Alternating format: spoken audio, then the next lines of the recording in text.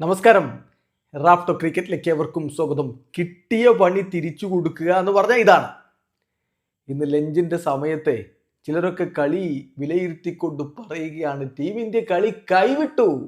ആ പക്ഷേ പോരാട്ട വീര്യം എന്നൊന്നുണ്ടോ, അത് ഈ ചുണക്കുട്ടികൾക്ക് വേണ്ടുവോളം ഉണ്ട്.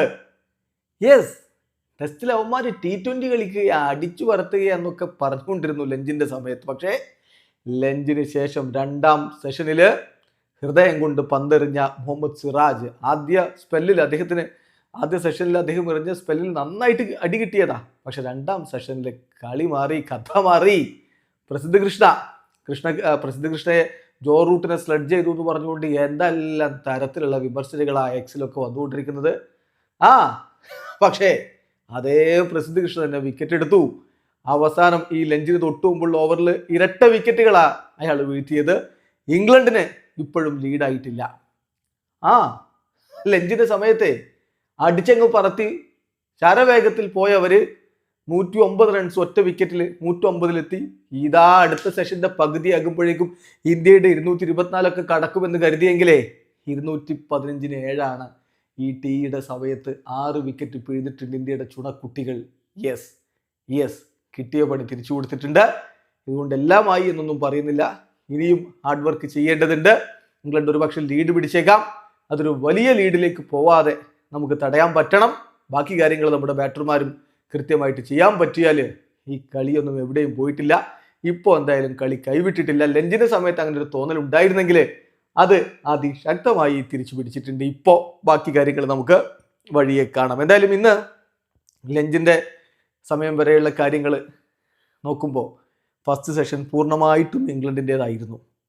ഇന്ത്യയുടെ ബാക്കി വിക്കറ്റുകൾ അവർ ഇന്ന് പിഴുതെടുത്തു. എടുത്തു പറയേണ്ടത് ഗസ് അറ്റ്കിൻസന്റെ പ്രകടനമാണ്.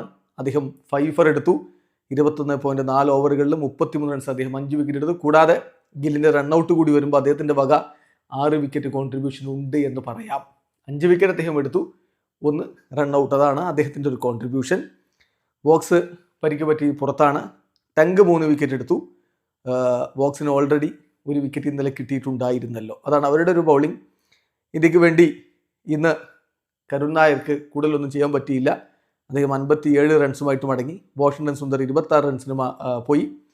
സിറാജ് ഡക്കായി, പ്രസിദ്ധ കൃഷ്ണ ഡക്കായി. അങ്ങനെ 224 ഇന്ത്യ ഓൾ ഔട്ടായിരുന്നു. മറുപടി ബാറ്റിങ്ങിൽ ലഞ്ച് വരെയുള്ള സമയത്ത് ഇംഗ്ലണ്ട് അടിച്ച് പറത്തി കസറി പോയതാണ്. സംഗതിയൊക്കെ ശരി, അവരുടെ 1 വിക്കറ്റ് എടുക്കാൻ കഴിഞ്ഞിട്ടുണ്ടായിരുന്നു. ഡക്കറ്റിനെ മടക്കി വിട്ടപ്പോഴേക്കും അവർ 13ാമത്തെ ഓവറിൽ 92 റൺസിലേക്ക് കുതിച്ചെത്തിയിരുന്നു. 38 പന്തിൽ 43 റൺസാണ് ഡക്കറ്റ് എടുത്തത്. 5 4-ഉം 2 6-ഉം അടക്കം. അദ്ദേഹം 113.16 സ്ട്രൈക്ക് റേറ്റിൽ ബാറ്റ് ചെയ്തു. ആകാശ് ദീപിന്റെ പന്തിൽ ജുറൽ പിടിച്ചാണ് പുറത്തായത്. അങ്ങനെ 109-1 എന്ന നിലയിലാണ് അവർ ലഞ്ചിന് പോയത്. പക്ഷേ രണ്ടാം സെഷനിൽ കളി മാറി, കഥ മാറി. ക്രോളിയെ പറഞ്ഞു വിട്ടു. പിന്നാലെ 129-2 അവർ വീഴുന്നു. പ്രസിദ്ധ കൃഷ്ണയുടെ പന്തിൽ ജഡേജ പിടിച്ചാണ് ക്രോളി പോയത്. 57 പന്തിൽ 64 റൺസായിരുന്നു അദ്ദേഹത്തിന്റെ സംഭാവന. ഒലി പോപ്പിനെ സിറാജ് LBWയിൽ കുരുക്കി. 22 അദ്ദേഹം നേടിയത്. അതേ സിറാജ് തന്നെ ജോ റൂട്ടിന് LBWയിൽ കുരുക്കി. 29 റൺസാണ് അദ്ദേഹം നേടിയത്. ബ്രൂക്ക് ഒരു ഭാഗത്ത് നിൽക്കുന്നു.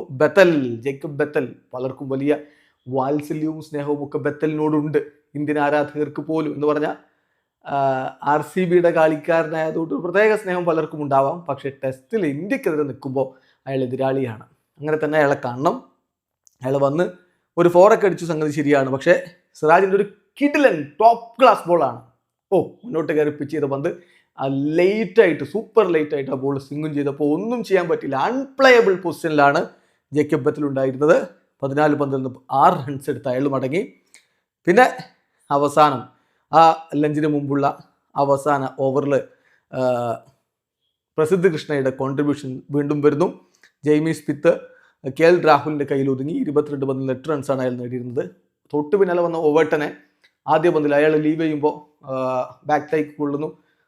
നമ്മൾ റിവ്യൂ കൊടുത്തു അത് LBW അപ്പീൽ കൊടുത്തിട്ട്. പക്ഷേ അത് ഔട്ടല്ല, വിക്കറ്റ് മിസ്സിംഗ് ആയിരുന്നു. പക്ഷേ അതുകൊണ്ട് രക്ഷപ്പെട്ടില്ല. ഇവിടെ രക്ഷപ്പെടാൻ അയാൾ നേരിട്ട 4ാമത്തെ പന്തിൽ വീണ്ടും LBW അങ്ങനെ അയാളെ ഡെക്കായിട്ട് പറഞ്ഞു വിട്ടുകൊണ്ട് ലഞ്ചിന് പിരിയുകയായിരുന്നു. ഇംഗ്ലണ്ട് ഇപ്പോൾ 215-7 എന്ന നിലയിലാണ്. സ്റ്റിൽ 9 റൺസ് ഷോർട്ടാണ്. സോ യെസ്, നമ്മൾ അതിശക്തമായിട്ട് തിരിച്ചു വന്നിട്ടുണ്ട്. സിറാജും പ്രസിദ്ധ് കൃഷ്ണയും തന്നെയാണ് ഹീറോകൾ. 3 വീതം വിക്കറ്റുകൾ അവർ വീഴ്ത്തിയപ്പോൾ ആകാശ് ദീപിന് 1 വിക്കറ്റാണ് കിട്ടിയിട്ടുള്ളത്. ആകാശ് ദീപിന് ശരിയാണ്, അദ്ദേഹത്തിന് ഈ ന്യൂ ബോൾ കൊണ്ടുള്ള wicket taking ability old ball ആകുമ്പോൾ കൺസിഡറബിളി കുറയുന്നുണ്ട്. സിറാജിന് ഒരു സപ്പോർട്ട് മറുഭാഗത്ത് കിട്ടേണ്ടിയിരുന്നു. അതാണ് പ്രസിദ്ധ് അവസാനം കൊടുത്തിട്ടുള്ളത്. ബാക്കി കാര്യങ്ങൾ അടുത്ത സെഷനിൽ കാണാം. വീഡിയോ അവസാനിക്കുന്ന ക്രിക്കറ്റ് ലോകത്തെ കൂടുതൽ വിശേഷങ്ങളുമായി റാഫ് ടോക്സ് എത്താം.